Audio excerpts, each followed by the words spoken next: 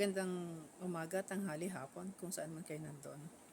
Kung ano, alam nyo, pamilyar ba kayo kay Mark? Yung kumakain ng mga pagkain ng, sabi nga niya, pagkain ng mahihirap, like tuyo, sardinas, mangga na may bagoong, yung mga ganon. Alam mo, wala naman tayong pakialam kung di siya kumakain ng mga ganon. Pero, sa ina-attitude niya kasi, online, maraming nanonood, lalo mga bata,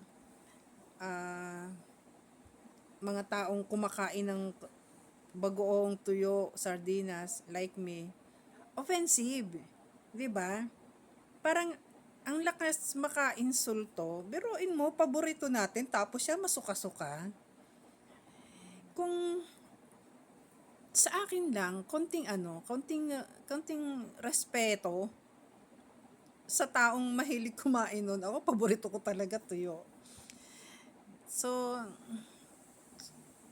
may mga pagkain din ako na hindi ko kinakain na masarap para sa iba.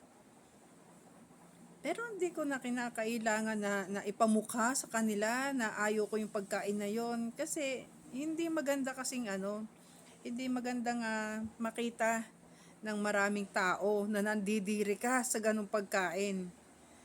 Kaya kayo, kung natatawa kayo kasi for content lang daw, wag nyo suportahan. Kasi hindi ho talaga nakakatuwa. Nakakaasar. Imagine, ang dami-dami namang pwedeng gawing content. Sana yung may mabuting makukuha, lalo sa mga bata. Yung may mabuting aral na makukuha, na pwedeng gayahin ng mga bata. Hindi eh. Yung content niya, sarap tirisin.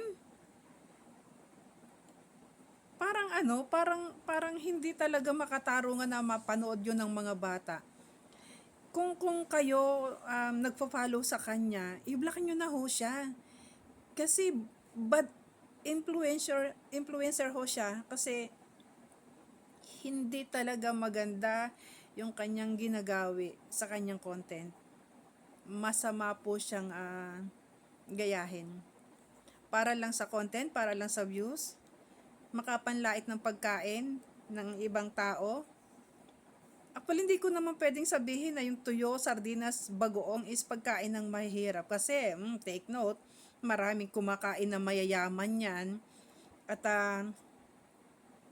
yun namang mga mayayaman karamihan, lalo na sa mga Pilipino, karamihan yan, yumaman lang din. Galing din sila sa mahirap. Pero kahit mayaman sila since ever, pagkain ng Pilipino yan. Maraming kumakain ng ganyang pagkain. Ipokrito. Itong baklang to, ipokrito. Okay lang sanang maging bakla, pero wag ganyan. Makatao ka dapat. Nagkakang pati ako, nagkakang live. Gusto ko lang kasing ma-share din yung saloobin ko. Diyan kay Mark na yan. Grabe, imagine, paborito ko yun. Tuyo, bagoong.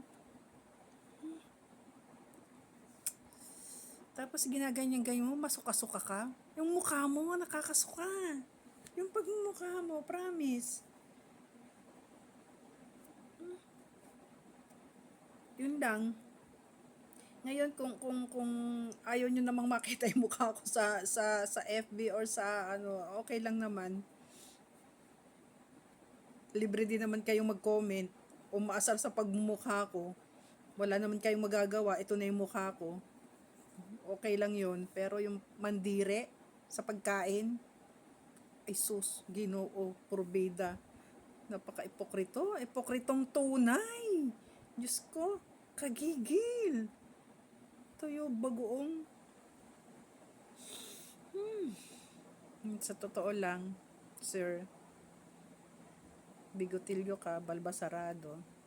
Sa totoo lang, hindi ako mapanglait na tao, mapangalipos tao, pero yun hong mukha nyo, Hindi talaga bagay mag-inarte. Hindi talaga. Hindi po kayo bagay mag-inarte. Babos, yun lang.